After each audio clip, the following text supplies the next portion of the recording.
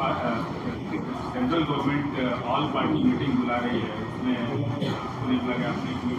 देखिए, पहले तो मैं ये बात फिर से कह रहा हूँ कि जो आतंकवादी दहशतगर्दों ने जो बर्बरियत के मज़ाहरे किए हैं पहलगाम में, और वो नाकाबिले बयान है, वो तकलीफ़देह हैं, दर्दनाक है, और जितना भी उसका हम कंडेम करें कम है, क्योंकि वो लोग तो अपने आप को हैवानात और बदतरीन जानवरों से भी ज़्यादा गिरी हुई हरकत उन्होंने की है।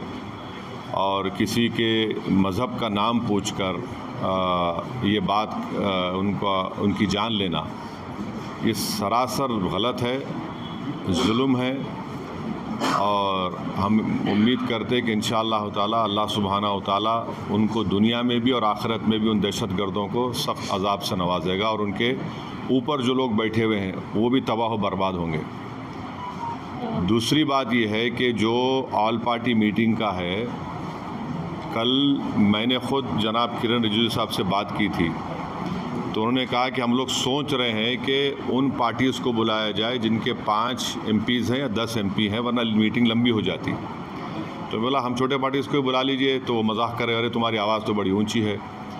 तो इसीलिए मैंने आज ट्वीट किया था कि ये मसला बड़ा अहम है, नेशनल इम्पोर्टेंस का है, जो ऑल पार्टी मीटिंग होने जा रही है, कि इसमें सब पार्टीज़ को बुलाया जाए। तो अभी जब मैं आपसे बात कर रहा था तो होम मिनिस्टर ऑफिस से होम मिनिस्टर मेरे से बात किए और बोले कहाँ हैं आप? तो मैं सर हैदराबाद में हो। तो बोले देर होगी मगर आप आइए।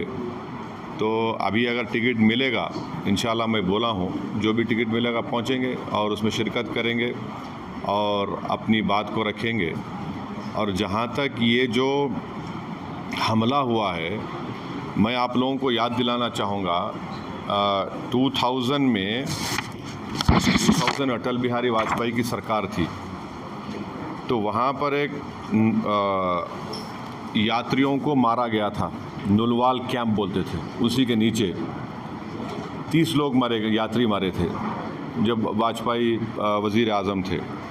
तो उसके बाद एक लेफ्टिनेंट जनरल क्या है JH मुखर्जी साहब की कमेटी बनाई गई थी, वो रिपोर्ट अब तक नहीं आई।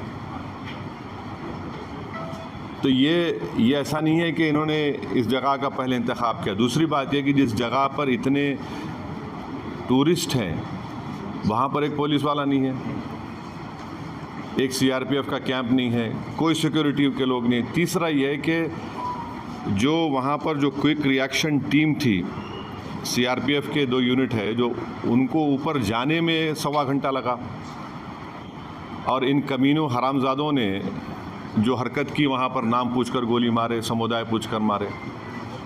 तो ये इसकी अकाउंटेबिलिटी तो होनी चाहिए। और यकीनन ये दहशतगर्द हमारे पड़ोसी मुल्क पाकिस्तान से आए, पाकिस्तान के ISI, पाकिस्तान के जो उनका इस्टेब्लिशमेंट है, उनकी पूरी तायद और पूरी सपोर्ट उनको हासिल है। चौथी बात यह है कि ये बॉर्डर कैसे क्रॉस करके आए, कौन जिम्मेदार है इसका?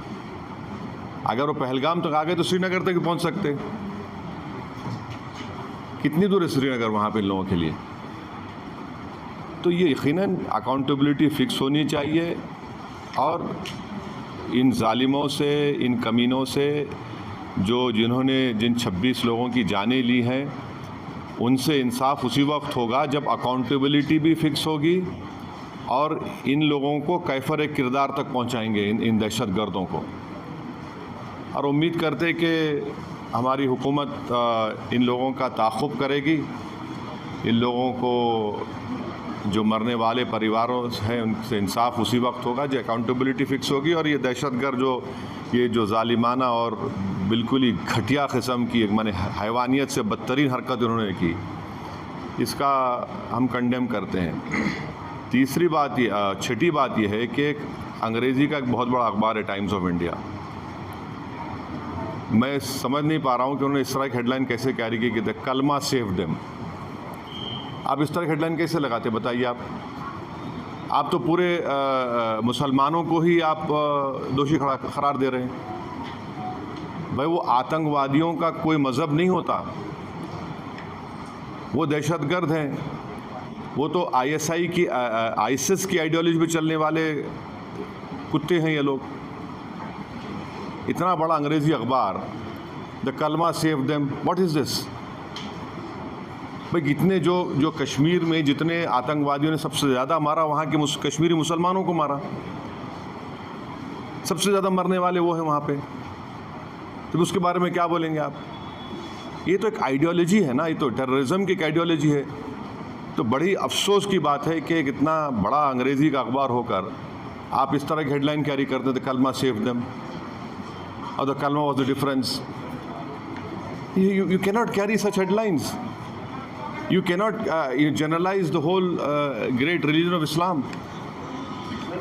तो नहीं सुन तो लीजिए, अगर आप ऐसा ही इस तरह की अगर आप हेडलाइन लिखेंगे तो आप तो जो कमीने शैतान बैठे हैं पाकिस्तान में उनको तो खुश कर रहे हैं आप, उनको तो खुश कर रहे हैं आप। अफसोस की बात है ये, द कलमा वाज द डिफरेंस। आप देखिए हेडलाइन जो है वो उस तरह की हेडलाइन हो सकती है किसी की।